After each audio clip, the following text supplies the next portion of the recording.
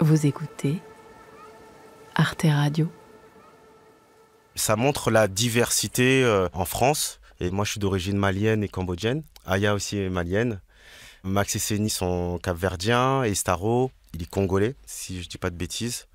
En tout cas, chacun va ramener ses influences. Et c'est ça qui fait la richesse de ce morceau, mais de toute l'afropop. Beatmakers. Les producteurs de musique nous racontent, piste par piste, la création d'un banger. Saison 3. Pop et populaire, comment les méthodes du rap et de l'électro ont révolutionné la pop d'aujourd'hui. Un podcast de David Comeyas et Samuel Hirsch. Je m'appelle Seisei, je suis compositeur et aujourd'hui on va parler du titre 42 de Aya Nakamura.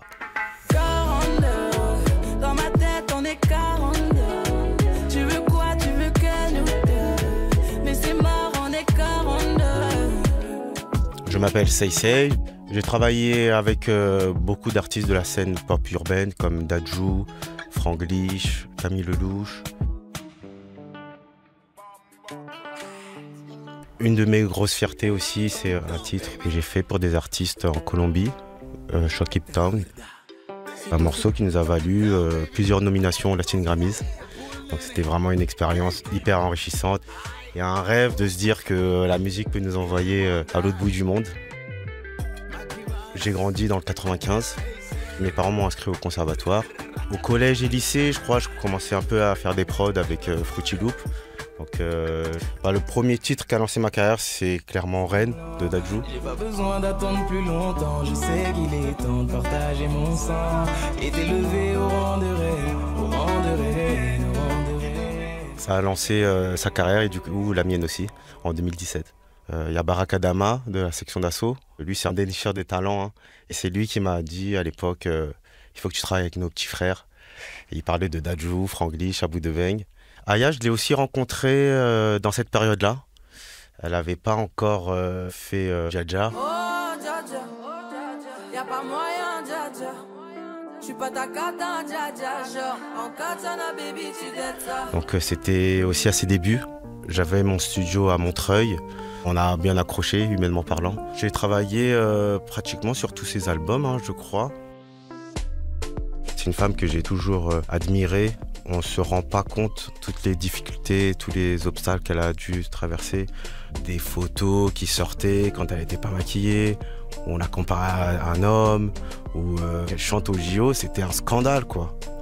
Déjà, être une femme en France, c'est compliqué. Être noire en France, c'est compliqué. Être maman, dans les inconscients collectifs, on a tendance à se dire qu'une femme est moins capable. Et pourtant, je pense que ni toi, ni moi, on aurait supporté le quart de la moitié de ce qu'elle a traversé. En studio, c'est vrai que c'est un univers masculin. Mais pourtant, là, on a un exemple hyper fort de résilience et de volonté. Et elle se manage elle-même depuis toujours. Elle sait ce qu'elle veut, elle sait pas faire face justement à des hommes. Et il faut voir maintenant, tout le monde la respecte.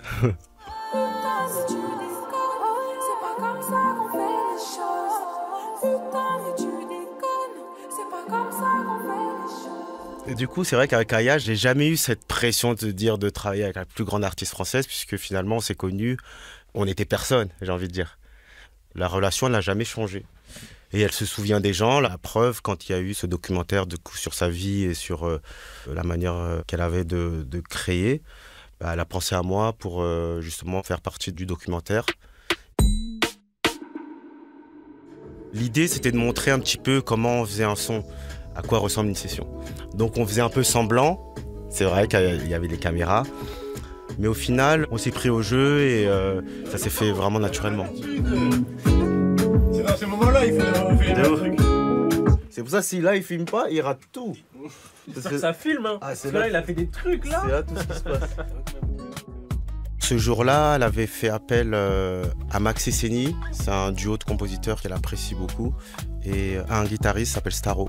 Voilà, donc on était 4. Moi, j'aime bien dire souvent que bonne ambiance égale bonne musique. Donc on essaye un maximum d'éviter de trop mentaliser ou se mettre des directives. Ça part d'une boucle de guitare, il y a Staro qui commence à jouer là comme ça et on l'enregistre avec le téléphone.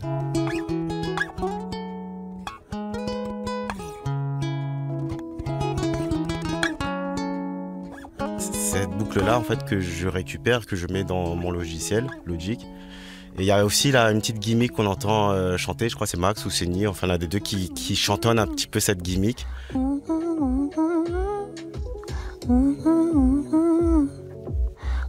Je la prends, je la mets dans le logiciel, je mets des effets dessus.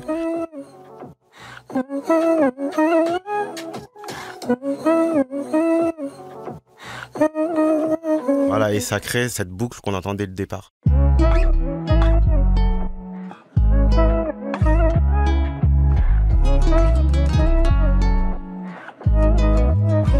Et c'est vrai que ça peut être marrant de se dire on est dans un studio, l'un des plus grands studios de Paris avec du matos dernier cri, et pourtant on va enregistrer avec le téléphone parce qu'encore une fois on veut capturer l'instant. Ce moment-là où la guitare elle joue, volontairement en prenant une qualité qui va être plus basse, ça va donner aussi un grain. Tu vois, comme tu dis, on entend le bruit des doigts sur les cordes parce que le micro il prend plus les aigus, tu vois.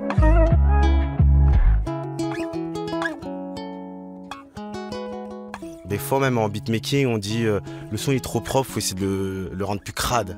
Ça y contribue en fait, quand tu enregistres avec un iPhone, on sait qu'on aura comme un effet sample, tu vois. C'est un son qui va être un peu compressé, un peu saturé, mais c'est pas grave. Tu dis tiens c'est bizarre cette guitare comment elle sonne. C'est aussi parce qu'on l'a enregistré de cette façon-là. On aurait pu le faire avec le micro, tu vois. Ça aurait peut-être donné une autre couleur aussi.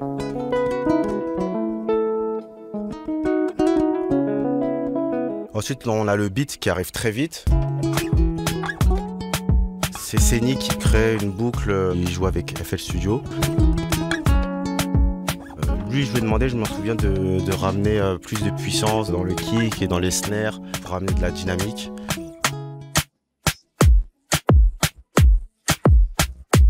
On utilise des sons et des kits hip-hop, mais on va prendre une cadence plus zouk, un peu plus déhanché, un peu kizomba. Je sais que Max et Seni qui sont d'origine du Cap-Vert, ils ont la kizomba, ça vient d'Angola. Et tu as beaucoup aussi d'artistes capverdiens qui ont pris cette tangente. Et tu retrouves aussi ce style de rythmique aux Antilles. Le beat, on le fait rentrer rapidement parce que il faut aller à l'essentiel, il faut aller droit au but. Et on sait qu'avec Aya, ça va très très vite. C'est pour ça que le morceau il peut être hyper court, mais on a tout de suite capturé l'essentiel dès les premières secondes.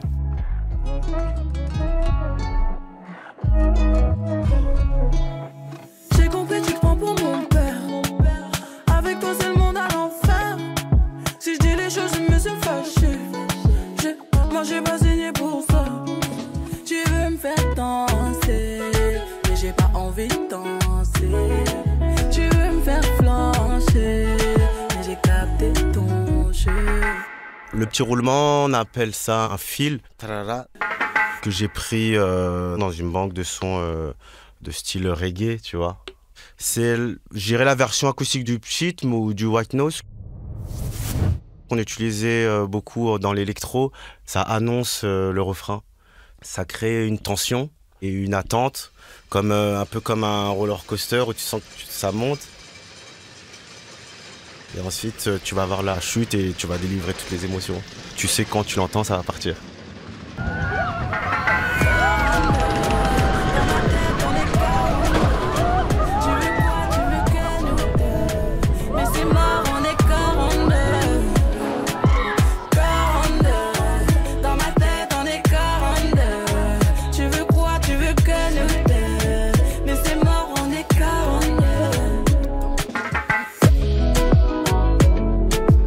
Ça montre la diversité en France. Moi, je suis d'origine malienne et cambodgienne.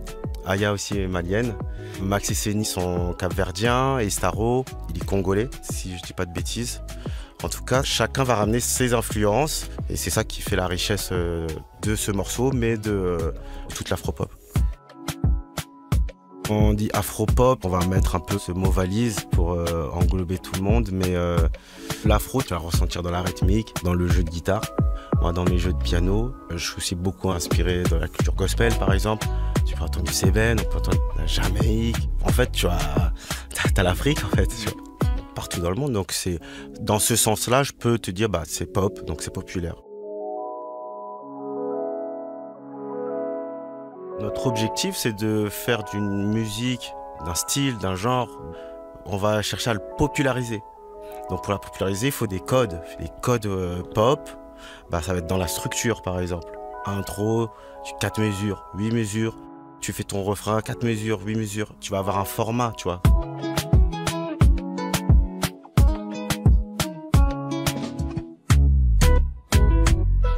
Et c'est vrai, il y a une partie dancehall. Quand j'y réfléchis, une partie dancehall. Dans la progression du morceau, on se dit pas forcément on va mettre une partie zouk, une partie dancehall. On discute pas comme ça. On s'est juste dit il faut un moment qui bouge plus.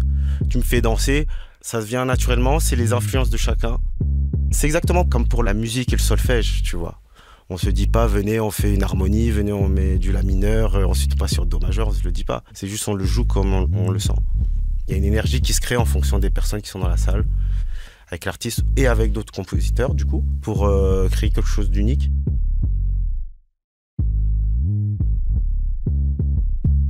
Moi j'ai commencé dans ma chambre, comme tous les beatmakers. Si tu veux vraiment faire carrière, si tu veux réussir, il faut que tu sortes de chez toi. Il faut aller à la rencontre des gens. Pour ma part, j'ai jamais envoyé de prod. Toutes les musiques que j'ai pu composer, c'était uniquement en studio avec l'artiste. Car je crois qu'il faut qu'on puisse créer une certaine magie. C'est pour ça qu'on le voit de plus en plus des séminaires aujourd'hui, des camps avec plusieurs compositeurs. On s'est inspiré des Américains, c'est-à-dire on louait une maison dans le sud, aux États-Unis, à Londres. On ramène nos enceintes et on crée de la musique. Parce qu'on se rend compte que plus on va favoriser l'inspiration, plus on aura des bons sons. Et c'est vrai que quand tu regardes les crédits sur un titre de Kanye West ou quoi, tu peux te retrouver une liste de 50 personnes. Il y a même le gars qui allait chercher les frites, il est dans les crédits. Pourquoi ? Parce que si le gars il était dans la pièce, il a apporté une énergie qui a orienté le morceau, il fait partie de la création en réalité. La musique, elle se crée sans connaissance musicale. Et c'est pour ça qu'il y a beaucoup de beatmakers qui n'ont jamais fait de solfège, mais ils avaient la vision. Ce petit synthé, c'est pour rajouter un petit peu de brillance au morceau, le côté aussi girly, tu vois. Moi, avant de commencer une session, je me mets pas tout de suite à jouer. On va peut-être parler pendant 30 minutes, 1 heure même des fois, avant de commencer à appuyer sur les premières notes. Parce que j'ai envie de capter justement la personne elle est dans quoi, quel message on a envie de transmettre. Et c'est ça que je vais ensuite transcrire en musique. Aya, c'est une personne très spontanée. Elle est cash, elle est brute de pomme. Elle a ce truc-là de instantané, quoi. Quand on fait les sessions, il faut que ça se traduise par on est dans sa vibe, elle entend quelques notes et d'un coup elle a une inspiration, une gimmick. Et c'est là qu'il faudra choper au bon moment, tout de suite. Donc il faut être juste prêt à capturer ce moment. 42, dans ma tête on est 42. C'est bon ? Dans ma tête on est 42, c'est lourd. Il y a un bail, dans ma tête on est 42. Hein. Ouais. Quoi, j'en refais une dernière ? Non, dans ma tête on est 42, c'est méchant. À un moment, quand on chope le 42, quand elle dit 42 dans ma tête, on dit ça y est, on a le son. On commence à avoir des mélodies depuis tout à l'heure. Et finalement, tout ce qu'on a fait avant, c'était peut-être pour arriver à là. Parce que sans musique, elle va pas sortir 42 comme ça. Quand on dit qu'on a le morceau, c'est parce qu'on sait que pour une artiste comme Aya, ça va être la gimmick qui va rester, que c'est ça que tout le monde va chanter. 42, dans ma tête on est 42. Tu veux quoi, tu veux que nous deux. Mais c'est mort, on est 42. 42, dans ma tête on est 42. Tu veux quoi, tu veux que nous deux. Mais c'est mort, on est 42. Comment, dis-moi comment. On va créer affinité, je crois que c'est pas ton moment. C'est Chris qui fait le mix de la voix. Chris Hardlevel, c'est un ingé son qui a cette faculté à mettre énormément d'espace dans la voix sur les refrains. Des réverbes, des saturations harmoniques. Depuis tout à l'heure, je t'ai regardé, j'ai vu où je collais. T'étais dans l'air. Quand on met l'autotune, c'est pas pour corriger des imperfections, c'est un choix pour que ça corresponde à notre époque. Des fois, c'est très inconscient. Hein. T'entends un son qui te rappelle quelque chose, un style de voix, en fait, tu vas te dis ah c'est un son actuel qui vient de sortir, tu vois. Que si tu l'enregistres à l'époque, comme on enregistre en 90, ça va pas donner le même résultat. Ça rentre dans la production de la réalisation globale du morceau. Tu vois, tout à l'heure, je te disais, on a enregistré avec l'iPhone, on va mettre des compresseurs sur une guitare enregistrée avec l'iPhone, tu vois. Donc là aussi, le traitement de la voix, il va aussi aller dans ce sens-là. Ça répond à une attente inconsciente. Ça rentre directement, ça pète. Comment, dis-moi comment, on va créer affinité, je crois que c'est pas ton moment. J'ai pas le temps pour les foutaises, mais ça tu comprends pas. Je vais te dire la vérité, on n'a pas terminé le morceau pendant le documentaire. On n'a pas eu le temps. De toute façon, l'équipe de production avait largement ce qu'il fallait. C'était vraiment un joli moment qui a été diffusé d'ailleurs sur sa chaîne YouTube.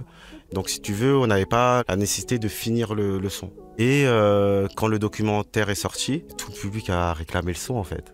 Aya, elle a dit je vous l'offre, je vous le donne en fait. Et ça m'a fait sourire et je me rappelle, je lui ai envoyé un message, j'ai dit mais toi t'es vraiment culotté.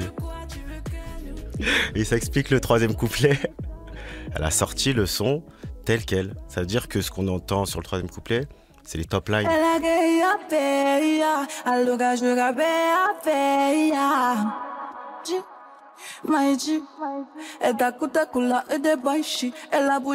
C'est du yaourt, donc c'est ce qu'elle a fait pour montrer un petit peu comment on cherche la ligne mélodique. Et généralement, une fois que ça s'est fait, l'artiste vient écrire les paroles qui vont remplacer la top line.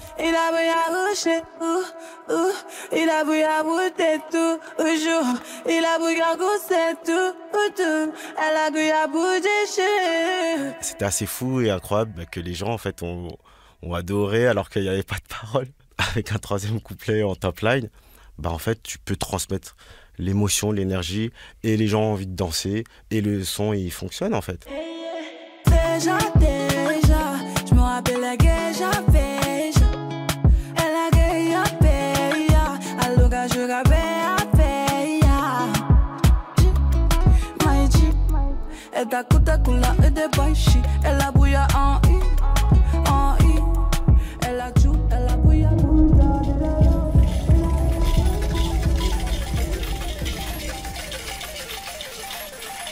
Au final, ce titre doit être à plus de 30 millions de streams sur Spotify, je pense peut-être 50 millions en global, il est single d'or.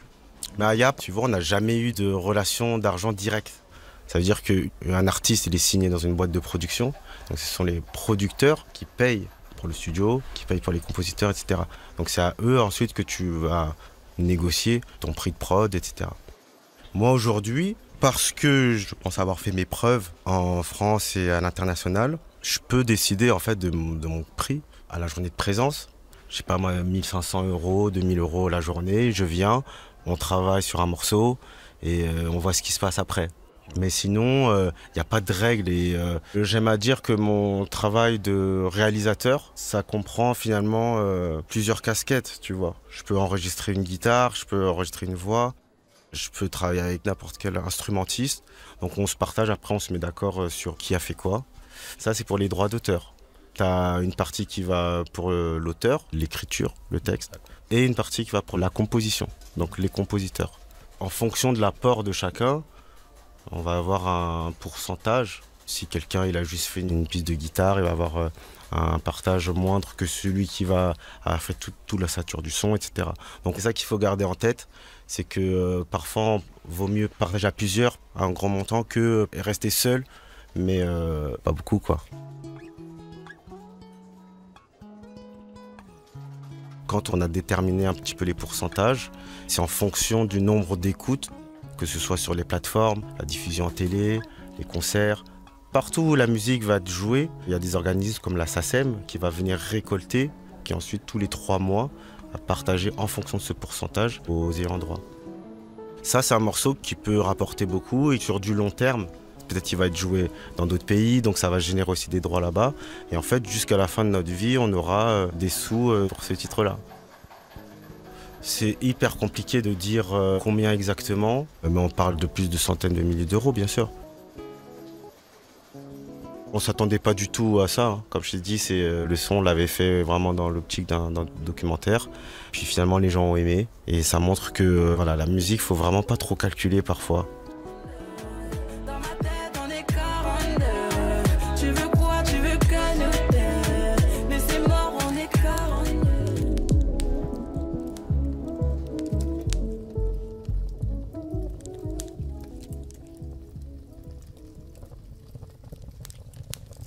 Quel est mon bruit préféré? J'utilise une application qui fait des bruits pour stimuler la concentration ou la méditation. Donc ça peut être aussi des fréquences. Tout est fréquence de toute façon. C'est devant un bruit, je dirais des crépitements, tu vois. Qui viennent chatouiller, tu vois, ton esprit. En tant qu'artiste, on a toujours 10 000 pensées à la seconde. Et ça te permet de te poser, ça fait du bien.